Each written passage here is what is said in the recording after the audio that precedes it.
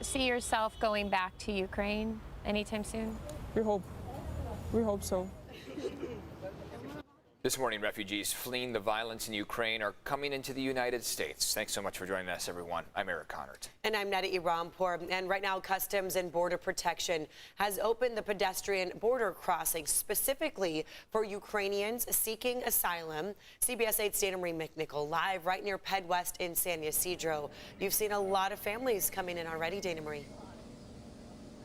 That's right. Good morning, Eric and Neda. We've seen multiple different groups crossing the border, and the first thing they receive is a hug, which has been a really sweet gesture as they've been traveling for weeks coming across the border. Volunteers are here with food and water and a blanket.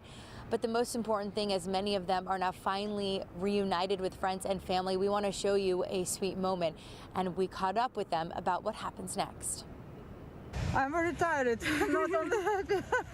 I cannot believe it that it's true. We were just shooting in the sky, seriously. Like, we didn't know if it's gonna work out or not, and they gave the green corridor just recently. Can't even believe in that. Where are you going now? Austin, Texas. We live there. So she can live with us.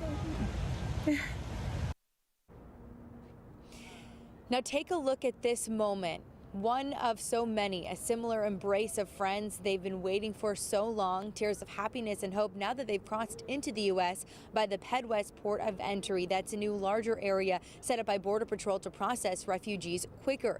Now these ladies spent days living in a shelter. They're just one of hundreds of Ukrainians that are staying here in tents at a gym just on the other side of the border here.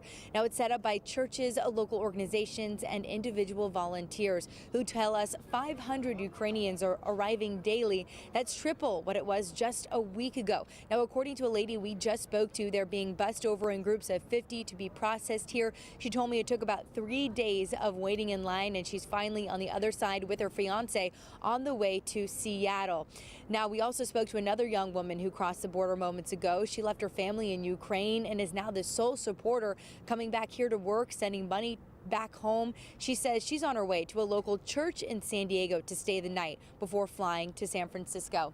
Now, one thing I noticed is that as they cross the border, the first thing that they do is either say hello to their friends on the other side or grab their phone, FaceTime their family, and we do have the American flag flying over to the left of me, and they're taking photos of that, realizing that they're finally here and safe after multiple days and weeks of traveling, maybe just a short relief before moving on and starting a new life. But you heard that most do want to return to Ukraine. Many we spoke to say that they have family members even fighting in the war, that they want to make sure that they get back to that life. But for right now, there's many crossing here at the border in San Ysidro. I'm Dana Marie McNichol, live.